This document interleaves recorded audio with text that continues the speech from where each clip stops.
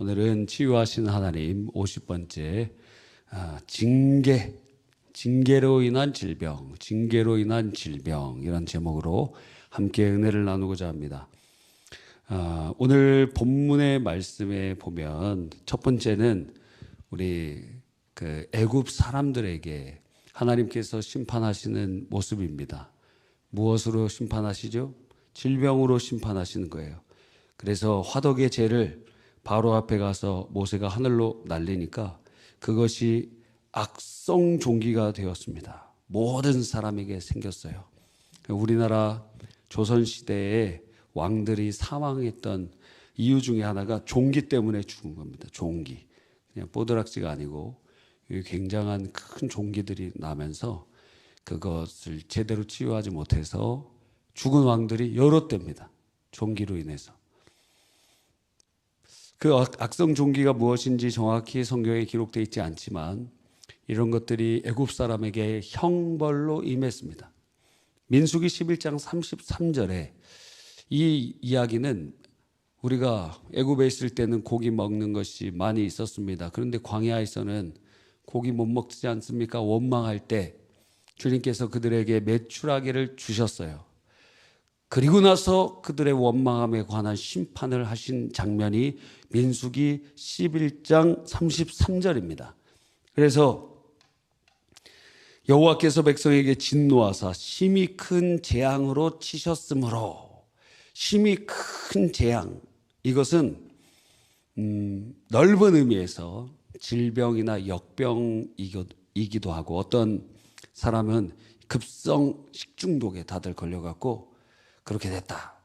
아니면은 우리식으로 얘기하면 조류독감 같은 거 걸려갖고 그 사람들 상당히 많은 자들이 죽음 당할 수도 있다라고 생각해 볼 수 있습니다. 그러나 그게 무엇인지는 정확하게 나와 있지는 않습니다.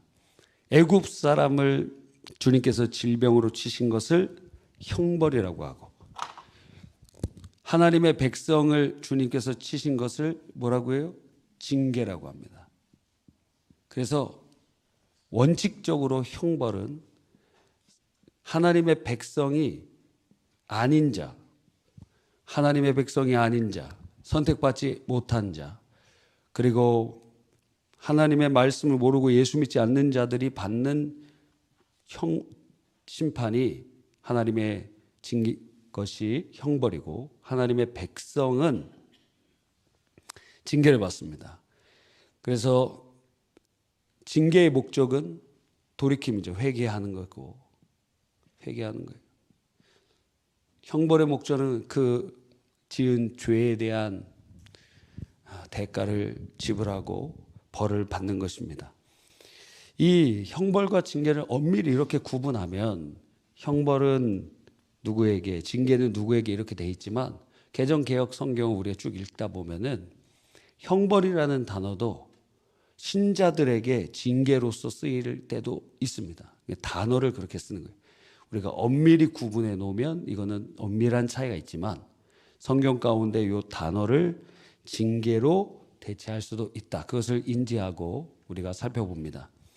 하여튼 하나님의 형벌이든지 하나님의 징계이든지 간에 이것을 통해서 하나님께서 오늘 본문에는 무엇으로? 질병으로 치신다는 거예요. 여러 가지로 치시는데 그 중에 하나가 질병이라는 거예요.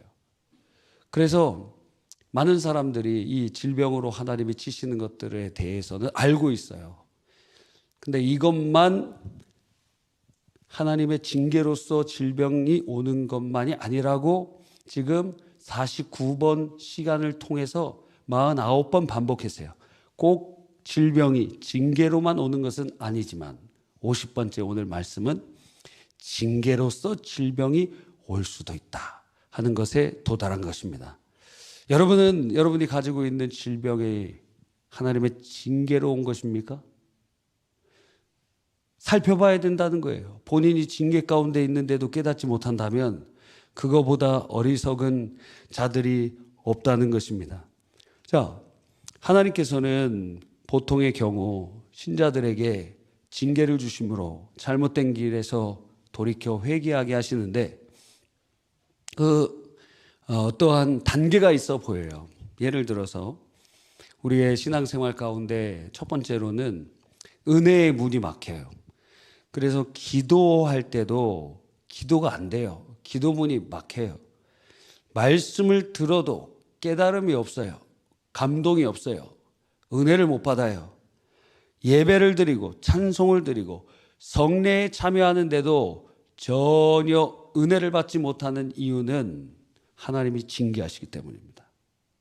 본인이 지금 하나님의 징계 가운데 있어서 은혜의 수로를 주님이 막아놓으신 거예요. 그래서 은혜를 못 받는 거예요. 여러분, 어떤 사람들이 꼭 교회에 찬양단이 찬양을 잘하고 목회자가 설교를 잘하고 그렇지 않더라도 은혜 받을 수 있어요. 그런데 징계 가운데 있으면 아무리 은혜가 넘치는 찬양단이나 아무리 설교를 잘하는 사람이 있어도 자고 은혜를 못 받는 이유는 그가 징계 가운데 하나님이 영적으로 심판하시니 그의 영혼이 말라가고 있는 것입니다. 그래서 이거 아주 쉬워요. 여러분이 성경을 읽을 때 은혜가 되느냐 쭉 읽는데, 근데 한 장 읽기가 이렇게 어렵고 괴로우냐? 한 시간 예배 드리는 것이 즐겁고 짧은 시간처럼 흘러가느냐? 막 시계만 막 10번 20번 보느냐? 그러면 여러분, 우리의 영적인 상황과 모습이 분명하게 드러난다는 것입니다. 영화를 볼 때는 1시간도 금방 지나가잖아요. 2시간도 금방 지나가잖아요. 요즘에는 길게 나오는 영화들은 없는 것 같더라고요. 별로 없는 것 같더라고요. 거의 2시간 안으로 보통 2시간 몇십 분까지 했었는데 지금은 더 짧아지는 것 같아요. 최근에 저는 서부전선 이상 없다, 그 영화를 봤는데 참 감동적이게 봤습니다.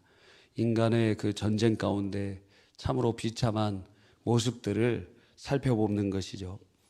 영화를 볼 때는 시간 가는 줄 모르고, 유튜브 보고 쇼츠 볼 때는 시간 가는 줄 모르는데, 하나님의 말씀 한 장은 어렵고, 기도 한 시간 어렵고, 그리고 주의 일을 감당하는 게 어렵고, 예배가 고통스럽고 힘들고 집중하지 못하고 주의 은혜를 받지 못한다면 지금 징계 가운데 있는 거예요. 하나님 여러분 징계하고 계신 겁니다. 그런데 그게 너무 오래돼 있는데도 본인이 지금 깨닫지 못하고 있어요. 두 번째는 이 은혜의 문을 주님께서 징계로 막으시는데도 버틴다. 그러면 그 사람 안에 있는 죄를 공개적으로 사람들 앞에 드러내게 합니다. 지금은 우리의 죄가 수면 아래에 있고 개인적으로 있기 때문에 여러분의 체면이나 어떠한 사회적 위치에 흠결이 없지만, 그런데 하나님께서 여러분들 회개코자 하시면 여러분의 안에 숨겨져 있던 그것을 모든 사람이 보도록 드러내실 것이라는 거예요. 자, 예를 들어 여러분이 누군가에게 내연의 관계가 있다. 아직까지 안 들켰네. 그런데 하나님께서 그런 사람들은 징계로 은혜의 문이 막히고 있거든요. 은혜를 못 받아요. 회개하지 않으니까. 그러니까 그 사람들 두 번째 단계로 주님께서 그 상황을 그냥 만천하에 딱 드러내는 거예요. 드러납니다. 모든 사람이 알도록 하나님께서 드러내세요. 세 번째 단계는 그래도 회개를 안 하면 모든 일이 안 되기 시작해요. 하는 일마다 다 안 돼. 네 번째는 이제 무서운 일들이 일어납니다. 어떤 일입니까? 그 중에 하나가 질병이 찾아오는 거예요. 네 번째, 질병이 찾아오고 재산이 상실되고 막 어려운 일들, 자녀가 잘못되고 그런 일들이 일어납니다. 다섯 번째는 사람 막대기와 인생 채찍으로 하나님이 치시는데 원수가 생겨요. 그래서 원수와 싸울 때 이전에는 내가 떨치고 일어나리라 삼손처럼 이길 수도 있었는데 하나님의 징계 가운데 있으면 원수 앞에 백전백패하게 됩니다. 마지막 여섯 번째, 자, 그래도 돌이키지 않는다. 그럼 어떻게 될까요? 너 이 세상에서 죄에 더 짓지 말고 빨리 와라. 그래서 육체는 멸하시고 영은 데려가시는 거예요. 더 이상 죄 짓지 않도록. 죽이십니다. 그래서 신자의 삶 속에서 여러분이 신앙생활을 오래 하다 보면은 하나님께서 데려가신 사람들도 꽤 볼 수 있습니다. 소수지만 볼 수 있습니다. 왜 그럴까요? 징계 가운데 있기 때문에.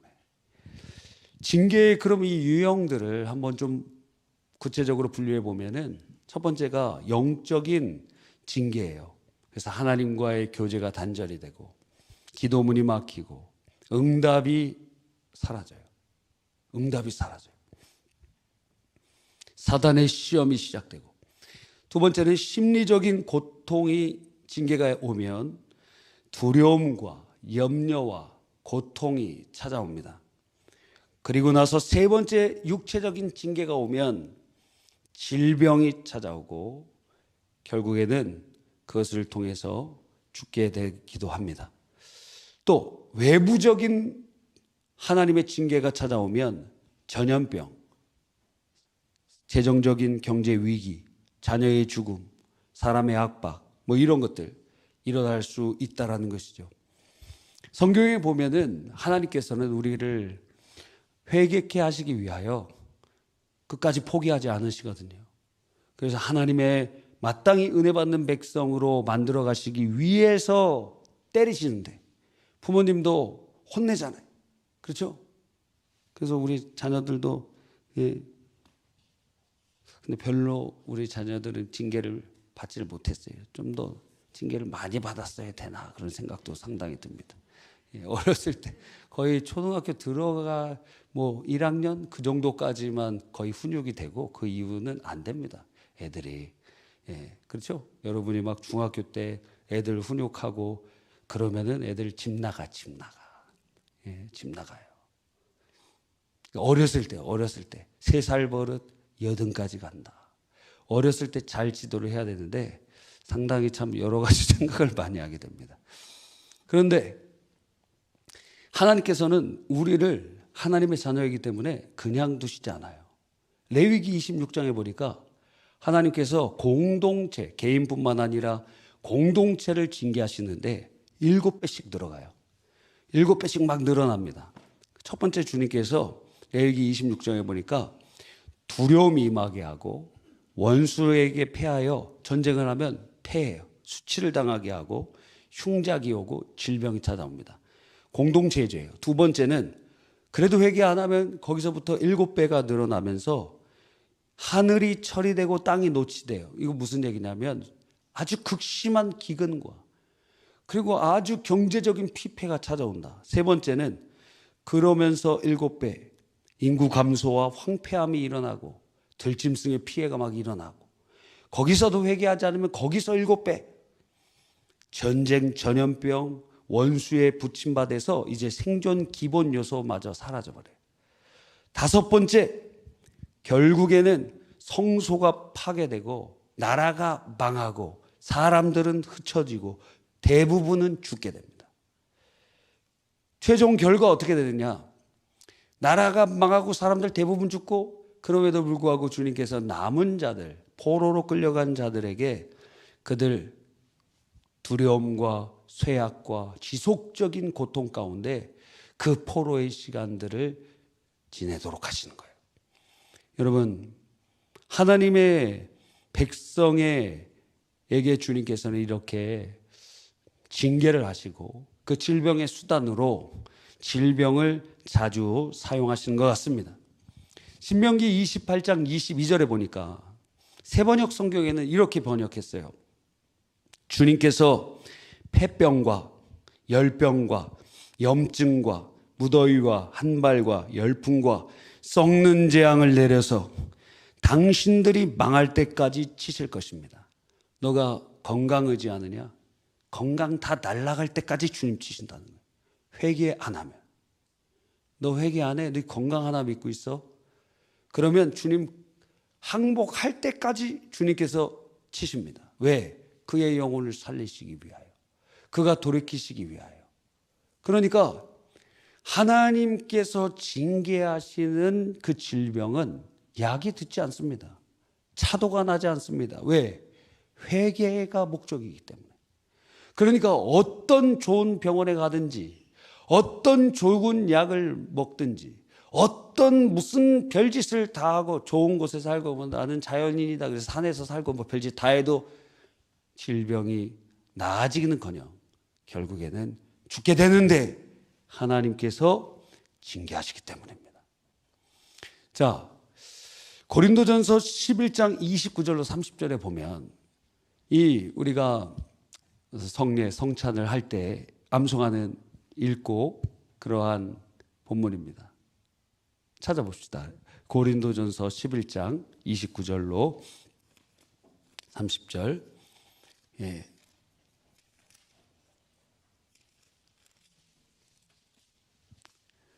화면에 보여주시는 것도 좋은데 여러분이 성경책을 가지고 오면서 그 성경책을 이렇게 만지면서 찾고 거기다 체크하면은 그게 훨씬 기억에 오래 남습니다. 그렇죠? 저기서 찾아주면 편하긴 한데 금방 잊어버려요. 예?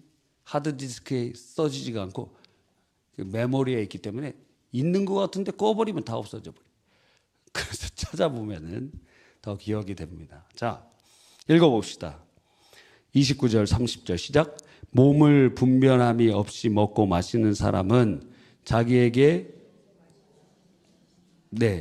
또 이 때문에 제가 세 번역이에요. 제가 세 번역으로 한번 읽어보겠습니다. 개정개혁으로 읽어봅시다. 시작. 주의 몸을 분별하지 못하고 먹고 마시는 자는 자기의 죄를 먹고 마시는 것이니라.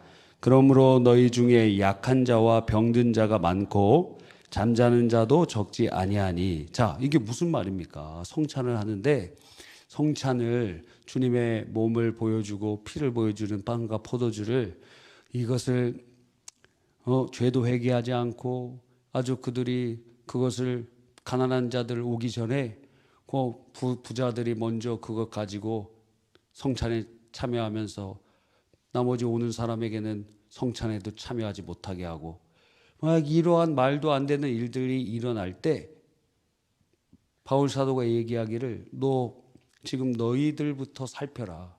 너희들이 지금 회개하지 않고 그러한 악한 모습으로 성찬에 참여하면 자기의 죄를 먹고 마시는 것이 될 것이다.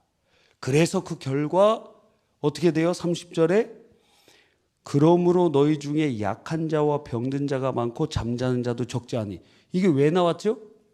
너 성례를 똑바로 안 지내면 하나님께서 너희 몸을 치시리라. 그래서 약한 자, 병들고 약해지고 잠자는 자 죽는다는 거예요. 하나님께서 성찬에 함부로 참여하는 자, 그리고 주님 앞에 자기의 죄를 회개하지 아니하고 그 성찬을 귀히 여기지 않는 자들에 대하여 고린도전서 11장에는 아주 엄중하게 징계하시리라 말씀하고 계시는 것입니다. 그러니까 굉장히 두려운 말씀이죠. 자, 그러면 여러분이 좀 더 읽어봅시다. 23절로 쭉 읽어봅시다. 23절로 내가 너희에게 전한 것은 주께 받은 것이니 곧 주 예수께서 잡히시던 밤에 떡을 가지사 축사하시고 떼어 이르시되 이것은 너희를 위하는 내 몸이니 이것을 행하여 나를 기념하라 하시고 19회 또한 그와 같이 잔을 가지시고 이르시되 이 잔은 내 피로 세운 새 언약이니 이것을 행하여 마실 때마다 나를 기념하라 하셨으니 너희가 이 떡을 먹으며 이 잔을 마실 때마다 주의 죽으심을 그가 오실 때까지 전하는 것이니라. 그러므로 누구든지 주의 떡이나 잔을 합당하지 않게 먹고 마시는 자는 주의 몸과 피에 대하여 죄를 짓는 것이니라. 사람이 자기를 살피고 그 후에야 이 떡을 먹고 이 잔을 마실지니 주의 몸을 분별하지 못하고 먹고 마시는 자는 자기의 죄를 먹고 마시는 것이니라. 그러므로 너희 중에 약한 자와 병든 자가 많고 잠자는 자도 적지 아니하니. 이것을 세 번역은 이렇게 번역하고 있는 것입니다. 29절로 30절에 몸을 분별함이 없이 먹고 마시는 사람은 자기에게 내릴 심판을 먹고 마시는 것입니다.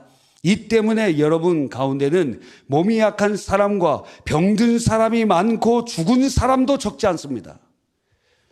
그래서 이 성찬에, 이 귀한 성찬에 이 고린도 교회에서는 부자들이 먼저 와서 그 성찬에 참여하고 자기들 가난한 사람, 노예들 막 이런 사람들은 주지도 않고 이런 악을 행하고 교만과 특권의식과 그리고 끼리끼리 모이고 그러면서 그게 죄인 줄도 모르는 자들, 또 우리 식으로 적용해 보면 성찬의 의미와 그리고 그 우리를 구원하시기 위하여 예수님이 몸 찢고 피 흘려 죽으시고 부활하신 그 은혜를 귀하게 여기지 않고 성찬의 의미도 새기지 않는 자들, 하나님이 징계하실 것이다.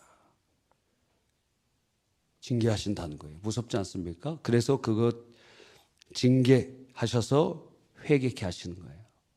회개. 여러분, 그러므로 주께서 회개하기 전까지는 하나님이 징계로 주시는 질병은 철회되지가 않습니다. 어떤 방법으로도 호전되지 않습니다. 마침내 그것이 하나님의 징계임을 깨닫게 됩니다. 아, 이게 징계구나. 자, 한번 여러분 살펴보세요. 여러분에게 찾아온 질병은 징계입니까? 아닙니까? 오늘 기도할 때 여러분이 첫 번째로 기도해야 될 것은 하나님, 지금 제게 찾아온 질병이 하나님이 주시는 징계입니까?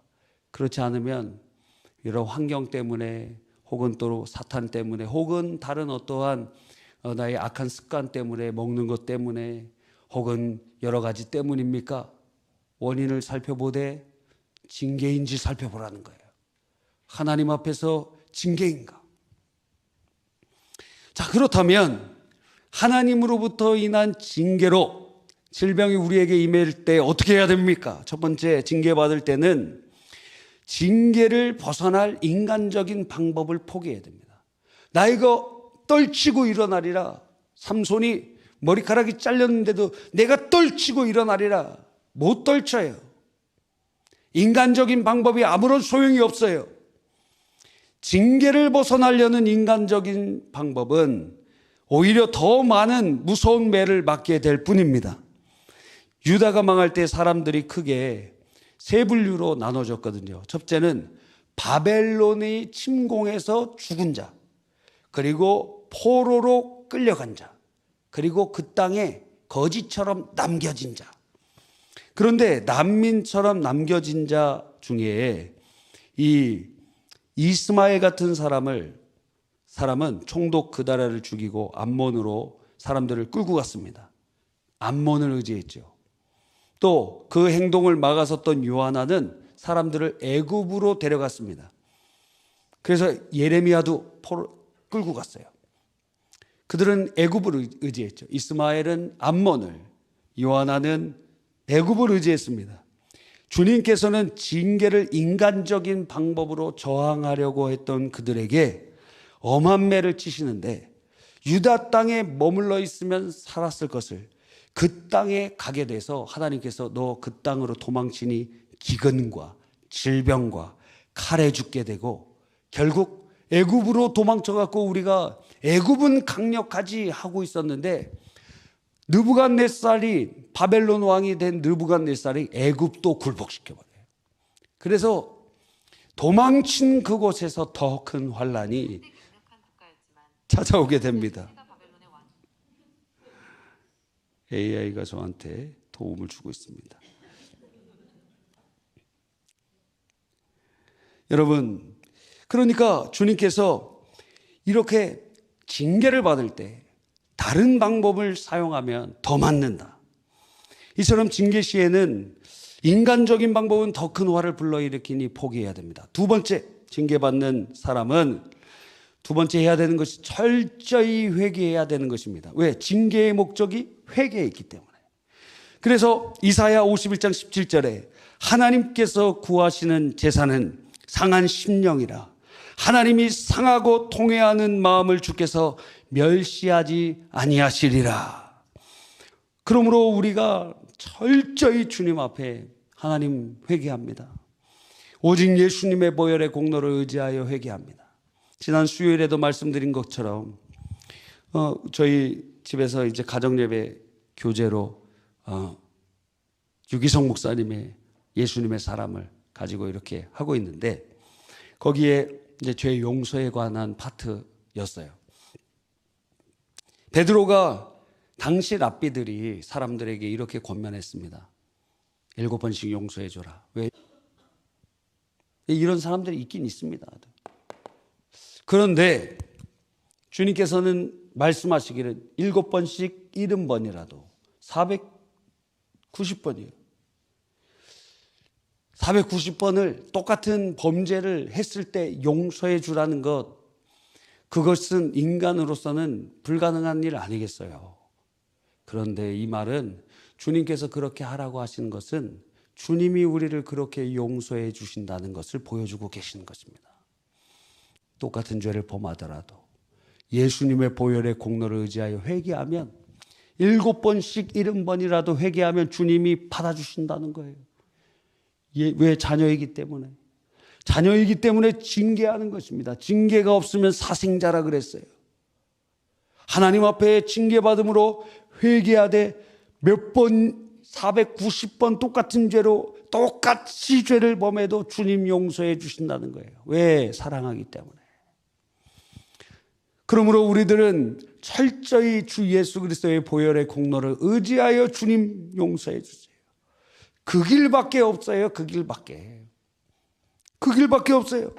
그래서 자녀들이 잘못을 했을 때 엄마들이 어떻게 합니까? 옛날 엄마들이. 요즘 엄마들은 그러진 않는 것 같은데, 옛날 엄마들은 어떻게 해요? 아빠한테 용서를 빌어라, 그렇게 하잖아요. 옛날에. 요즘은 별로 안 그런 것 같아요. 아빠들이 엄마한테 용서를 빌어라, 그렇게 하는 거예요. 그래서 철저히 회개해야 됩니다.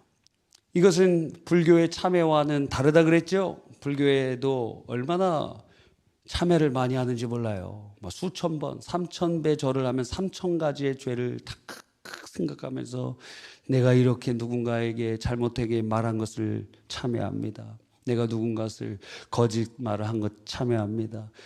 얼마나 구체적으로 참회하는지 모릅니다. 불교 방송 보면 그런 것들이 막 나와요. 스님들 무릎 연골 반월판 다 상할 정도로 그렇게 무릎 꿇고 절하고 그러는데, 어떤 절에 가 보니까 그 개가 초식만 먹어요. 거의 수도하는 개예요. 수도하는 개. 개가 뭘 고기를 안 먹어. 웬만한 걸 안 먹어. 그래서 이 개는 어떻게 이렇게 수도하는 개가 되었습니까? 그래서 그 TV PD가 조사하다가 그 개가 그렇게 거기 앞에 와서 다 엎드려 있고 그러면서 낮에는 걔가 멀리 수도하러 갔다 와요. 어디 가는가 보니까 시장 같은 데 가서 고기 파는 집 앞에 있다가 거기서 많이 먹고 오니까 거기서 풀 주고 이런 거 주니까 안 먹지. 보신 분도 계실 겁니다. 진짜 재밌더라고요. 불교의 참회와 다른 것은 아무리 용서를 구한다고 해도 죄는 대가가 있어야 돼요. 죄의 삭은 사망이에요. 죄는 반드시 죽어야 돼요. 피 흘림이 있어야 돼요. 피 흘린다는 건 죽는다는 거예요. 그러니까 죄값을 치러야 돼요. 하나님의 공의를 만족시켜야 돼요. 하나님의 공의는 죄인은 죽는 것입니다. 그런데 내가 나 용서해 주세요 한다고 해서 그 죄가 사라지는 게 아니라는 거예요. 너 죄의 대가를 치러야 돼. 그러니까 우리가 회개한다는 것은 예수 그리스도의 보혈의 공로, 즉 예수님이 우리의 죄를 대신하여 피 흘려 죽으신 대가를 의지한다는 거예요. 그 피의 공로를 의지한다는 거예요. 그래서 그 예수님의 십자가의 공로를 보시고 나를 용서해 달라는 거예요. 왜? 예수님이 대가를 지불하셨으니까. 그 피의 공로를 의지하고 그 죄사함의 공로를 의지하는 거예요. 우리가 참회한다고 손을 싹싹 비른다고 용서가 되고 죄가 씻어지는 게 아니라는 거예요. 오직 예수의 피가 우리의 죄를 씻으시고 오직 예수 그리스도의 보혈의 공로가 우리를 살리시게 되는 것입니다. 그러므로 우리는 오직 예수님의 보혈의 공로를 의지하여 회개하는 것입니다. 세 번째, 징계로 인한 질병이 있는 사람들, 세 번째 해야 되는 게 무엇입니까? 근신해야 돼요. 징계는 근신을 요청합니다. 근신하지 않으면 하나님 앞에 징계받는 사람이 아니에요. 근신해야 돼요. 하나님 앞에서 겸비하고 사람들 앞에서 조심하고 그래야 됩니다. 말도 적게 하고. 어느 때까지 그래야 됩니까? 하나님께서 징계를 끝내실 때까지 그래야 돼요. 유다에게는 몇 년이었습니까? 70년이었어요. 70년 동안 근신했어야 돼요. 근신해야 돼요. 이는 실로 너무도 어려운 일이겠죠. 그럼에도 불구하고 그들이 근신하고 주님을 의지할 때 70년의 때가 찰 때 주님이 그들을 회복시켜 가시는 줄 믿습니다.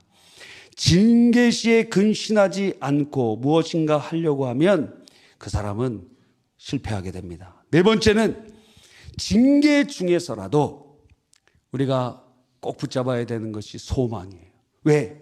우리는 형벌로서 심판받고 멸망하는 것이 아니라 우리는 징계로서 회개하면 회복될 것을 알기 때문입니다.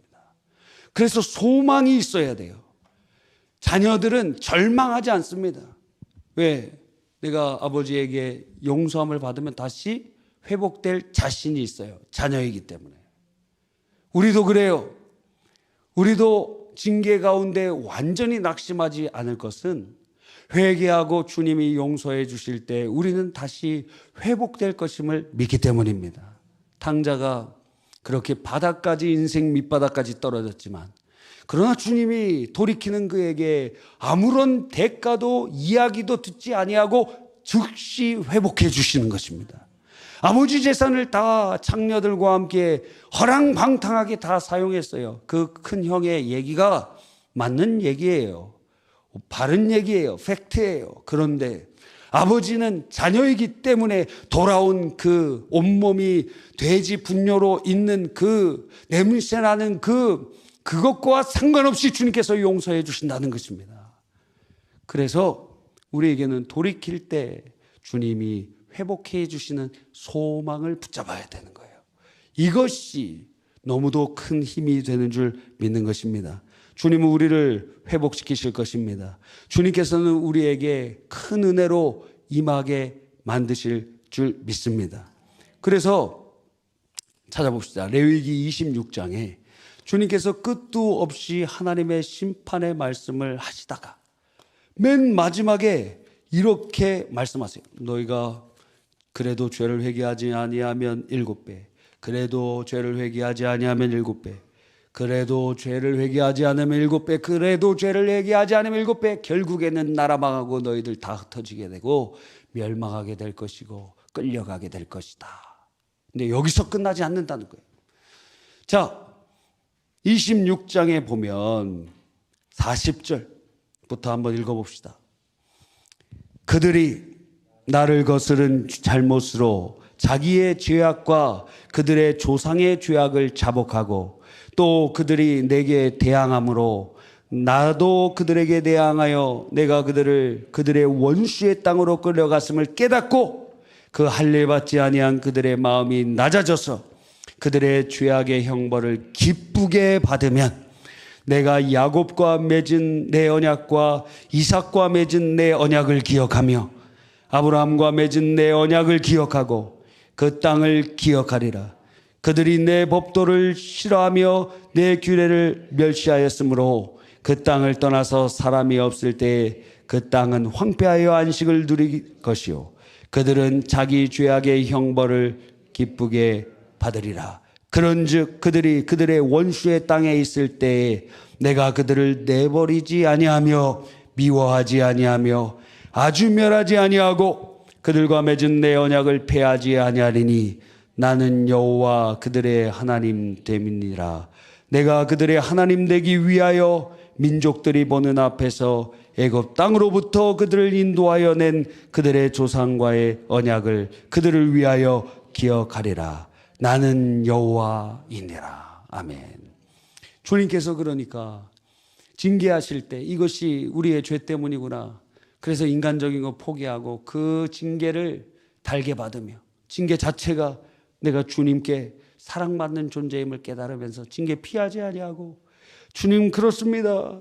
그 징계를 받으며 기쁘게 받으며 회개하고 주님께로 돌이킬 때 하나님께서 우리를 완전히 진멸하지 아니하시고 주께서 은혜를 베풀어 주신다는 말씀인 것입니다.